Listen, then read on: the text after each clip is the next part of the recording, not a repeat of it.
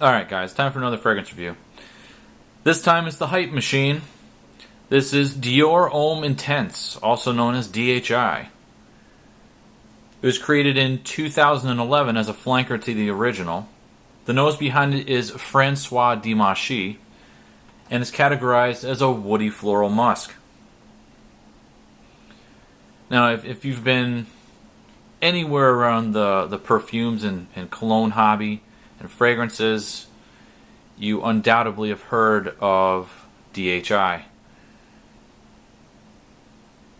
When I first spray this fragrance on, I get a waxy, lemony lavender, and I definitely can pick up on a peppery kind of sharp cedar. There have been some comparisons of this fragrance to a makeup bag or lipstick, and even if I hadn't heard that before I smelled it, I definitely would think there's a relationship there between a woman's makeup bag and the way that lipstick smells. I mean, with all those cosmetics, iris is definitely a main component of the smell of those. So you definitely get that same kind of iris in this. After about 30 minutes, it settles into a soft, powdery, smooth type of presentation. It's all rounded and it's definitely not rough at any part. Without looking at the notes, I would definitely think that I'm smelling tonka beans and benzoin. It also smells like there's a little bit of ambery touch in there with a little bit of vanilla. The reason I say this is both tonka and benzoin have a very vague vanillic, sort of soft and fuzzy feel to them, and I guess you could say that there's iris in it, but I don't think the iris really plays in this past the first 30 minutes.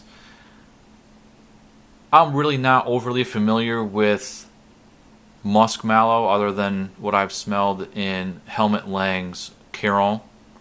So the iris in this, if anything, it's really only at the beginning. That vanillic, soft, fuzzy kind of feeling pretty much runs all the way through the base, and really at the very end you get a generic cedar accord that's been softened with a little bit of amberiness. Now, how does it really smell? I mean, for me, there's definitely vanilla in it. I know there's a lot of people that say they get cocoa. I don't get that at all. If anything, it's an amber type of vanilla that I guess you could mistake for the smell of Play-Doh. And you know, if you used Play-Doh as a kid and you recognize that chemical smell, I feel like this is definitely very close to that. The performance is good. It's an eau de parfum concentration, and I get 8 hours. I really get no more, no less than that. It's fairly consistent. I consider it to be somewhat linear. I think the reason why this gets all the love it does is because the people that are smelling it are probably really only accustomed to smelling department store designer fragrances. In terms of that realm, what you smell in Sephora, those kind of places, yes, this is definitely different.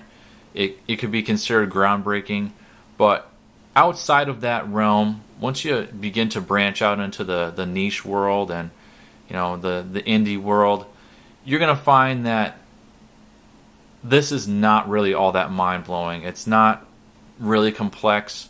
It's really just a soft cedar, amber, vanilla, tonka, benzoin kind of fragrance.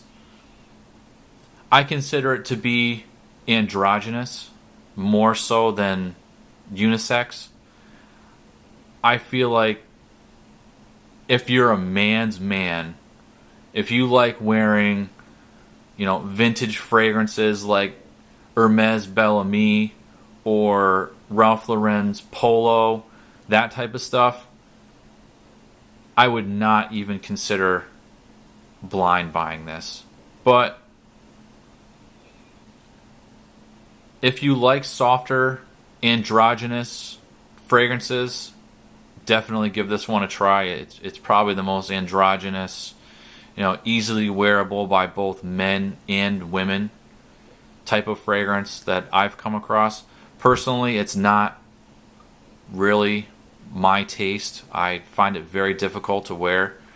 I'm a stubble and hair on my chest kind of guy, so not really my type of fragrance.